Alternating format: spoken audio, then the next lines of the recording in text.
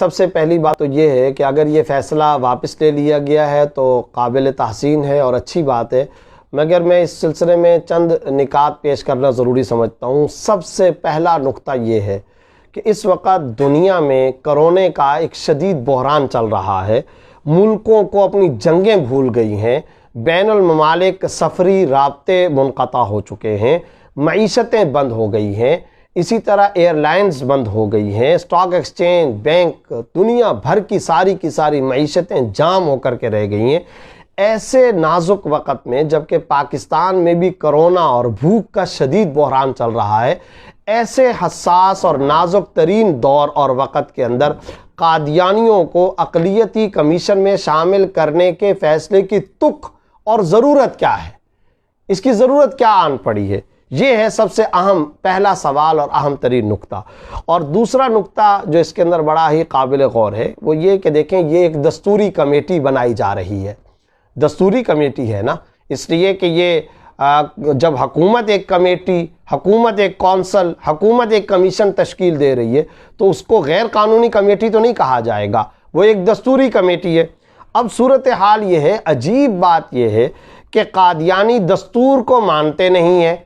دستور کو مانتے نہیں، دستور کا انکار کرتے ہوئے دستوری کمیٹی میں ان کو شامل کیا جا رہا ہے۔ یہ کیا معاملہ ہے؟ یعنی دستور کو وہ مانتے نہیں ہیں اور دستوری کمیٹی کے اندر وہ شامل ہو رہے ہیں۔ تو سب سے پہلا جو کرنے کا کام ہے وہ یہ ہے کہ یہ کیسے درست اور ممکن ہو سکتا ہے۔ پہلے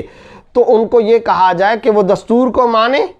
اور قانون اور آئین کے اس حصے کو مانیں اور وہ یہ تسلیم کریں کہ ہاں ہم غیر مسلم اقلیت ہیں، اور اس دستور کی اس شق کو مان کر پھر بھلے سے وہ اقلیتی کمیشن کے اندر آ کر کے شامل ہوں۔ لیکن آئین کو نہ مانیں اور آئینی کمیٹی کے اندر آئیں، قانون کو نہ مانیں اور قانونی فورم کے اندر شامل ہوں، دستور کا وہ مسلسل انکار کریں اور پھر دستوری کمیشن کے اندر آ کر کے بیٹھیں، یہ کس طرح کا متضاد دوغلا قسم کا رویہ اور تصور ہے۔ اور پھر ساتھ ساتھ یہ یاد رکھیں کہ یہ نہیں ہے کہ آج جب اس اقلیتی کمیشن کے تشکیل پائے جانے کا جب وقت آیا یا اعلان کیا گیا یا فیصلہ کیبنٹ نے کیا ہے تو انہوں نے کوئی آج دستور کو مان لیا ہے، نہیں، انہوں نے آفیشل ٹویٹس کے اندر یہ باقاعدہ لکھا ہے کہ احمدی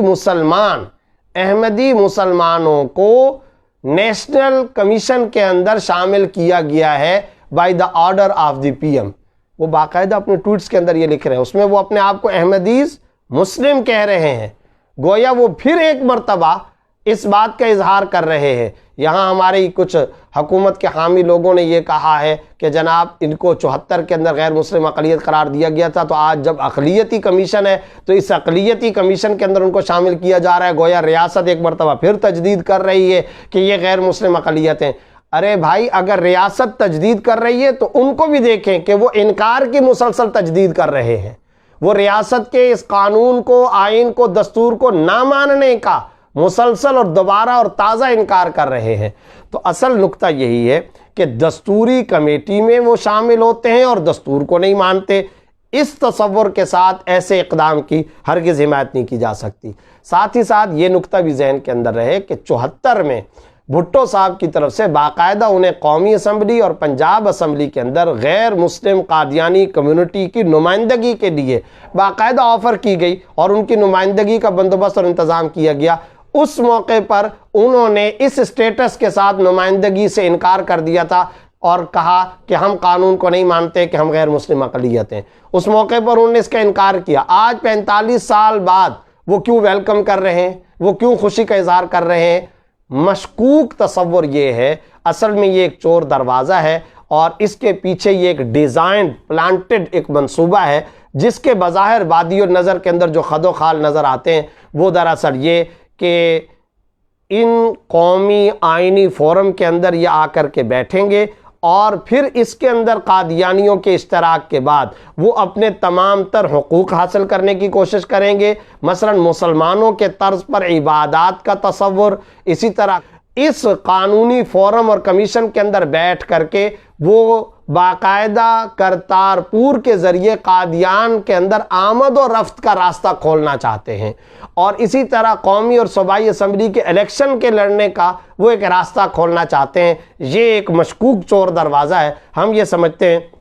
کہ اس مشکوک چور دروازے کا راستہ نہ کھولا جائے، قادیانیوں کا جس طرح کا پہلا سٹیٹس ہے اسی کو برقرار اور بحال رکھا جائے، اور اس کے اندر اب کسی قسم کا بھی تصور تبدیلی کا نہیں لانا چاہیے۔ اس معاملے میں مسلمان نہایت حساس واقع ہوئے ہیں، اور جیسا کہ میں نے پہلے عرض کیا کہ اس موقع پر اس دروازے کو کھولنا کئی سارے شکوک و شبہات کو جنم دیتا ہے، لہذا ہمارا یہی مطالبہ ہے قادیانیوں کا سابقہ سٹیٹس برقرار رکھا جائے اور اس میں کسی قسم کی کوئی تبدیلی پیدا نہ کی جائے۔